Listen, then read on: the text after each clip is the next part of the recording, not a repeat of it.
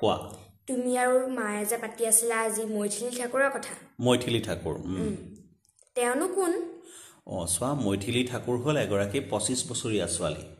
তেওঁৰ আচল বয়সটো হ'ল 25 বছৰ 4 মাহ 2000 চনত তেওঁৰ জন্ম হৈছিল ঠিক আছে তেওঁ আজি বিহাৰৰ যি বিধানসভা নিৰ্বাচন হৈছে তাত তেওঁ এমএলএ হিচাপে জয়যুক্ত হৈছে বহু লোকে ভাবে যে মৈথিলী ঠাকুৰ কেৱল এগৰাকী ৰাজনীতিবিদহে বা তেওঁ ৰাজনীতি কৰা ছোৱালী বুলি ভাবে কিন্তু মৈথিলী ঠাকুৰ হ'ল ক্লাছিকেল মিউজিক শিকা এগৰাকী উচ্চ শিক্ষিত যুৱতী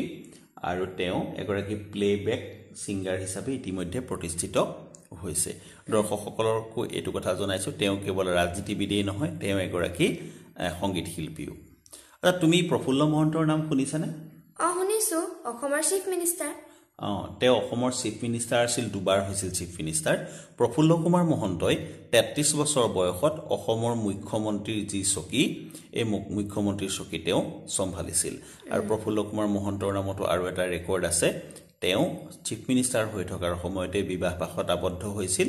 ডক্টৰ জয়শ্ৰী গোস্বামী মহন্তৰ সৈতে শ্ৰীযুতা গোস্বামী মহন্তও এগৰাকী আগশাৰীৰ লেখিকা আৰু এগৰাকী সমাজ হিতৈষী মহিলা